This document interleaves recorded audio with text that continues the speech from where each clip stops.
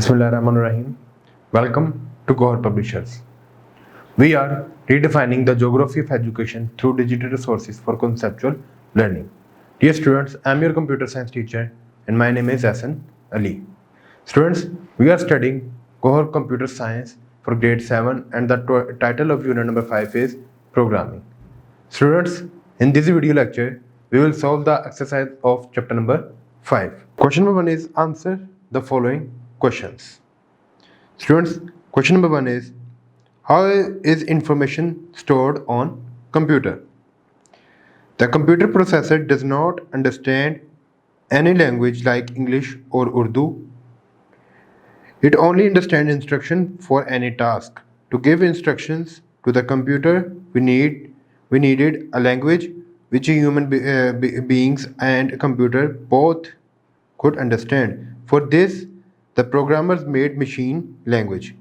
It is the only language the computer can process or execute. The machine language understands only binary number system.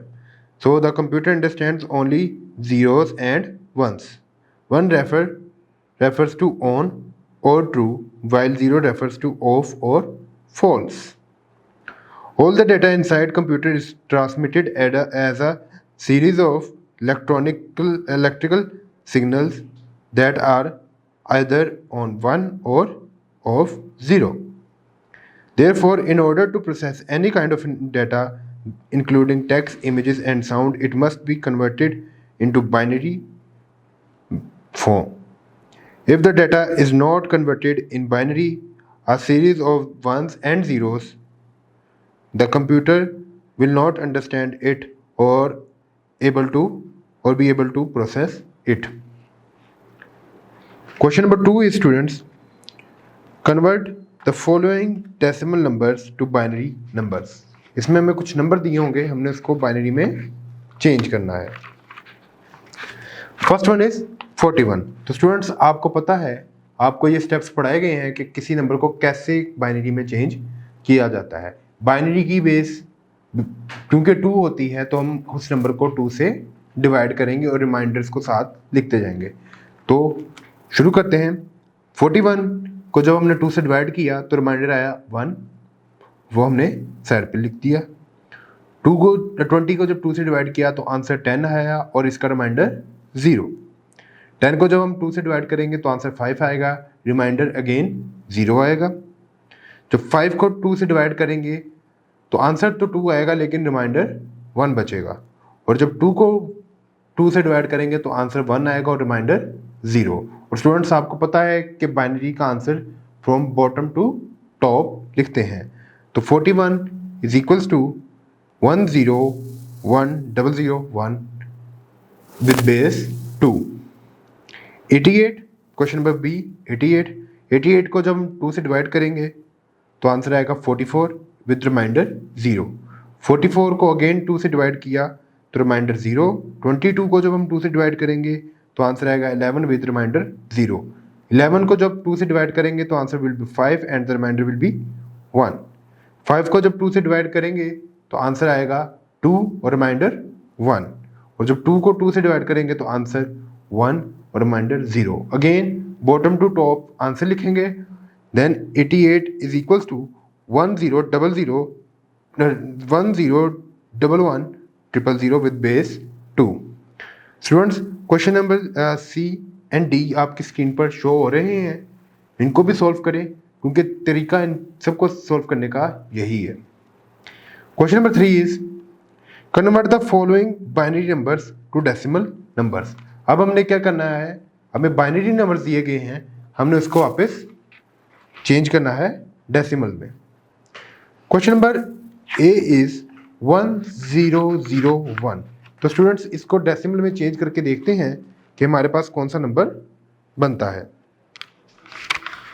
तो students आपको पता है कि binary को decimal में change करने के लिए बाइनरी की बेस से मल्टीप्लाई करते हैं with the exponent starting from 0 two numbers.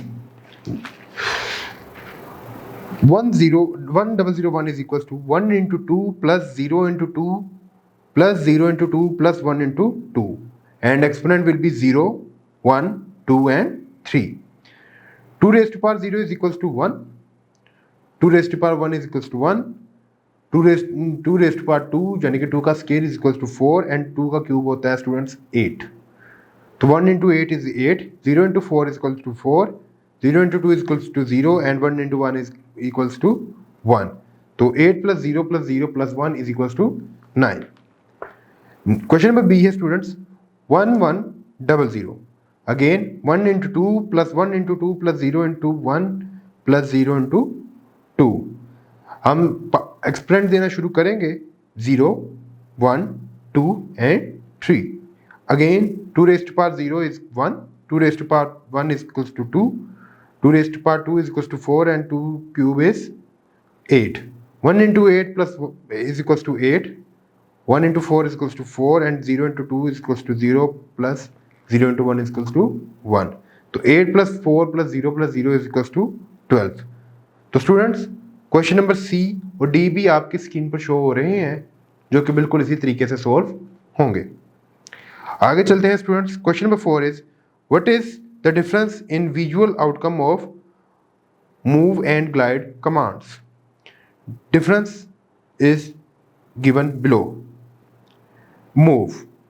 These blocks allow the sprite to be moved on stage according to number of steps chosen by you within the blocks. While glide is, this block make the sprite move gently to coordinates stated in the time decided. तो students ये था question number 4 का answer. Now we will move to question number 5. Differentiate, repeat and forever control commands. Give one example for each problem where they can be used. Difference सबसे पहले देखते हैं students. Repeat. These blocks allow you to repeat a command a given number of times before it moves to the next command. Forever.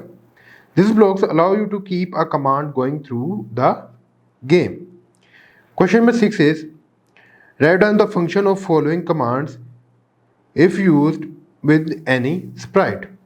Glide जो जिसकी value हमने दी हुई यहाँ पर 3 seconds to mouse pointer. Sprite तो इसका मतलब ये है कि sprite moves in 3 seconds toward the mouse pointer यानी कि कर्सर की तरफ 3 सेकेंड sprite मूव करेगा. चेंज y by -20 तो ये क्या करेगा कोऑर्डिनेट्स चेंज करेगा y एक्सिस के लिहाज से किसके स्प्राइट के. Changing the Sprite coordinates.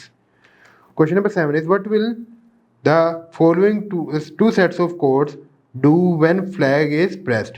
If possible try running this sets of codes on a computer after you answer the compare. तो स्टूडेंट्स देख सकते हैं कि when flag clicked then forever loop use हुई है. Point towards mouse pointer and move 5 step. तो इसका मतलब है sprite moves 5 steps toward cursor position.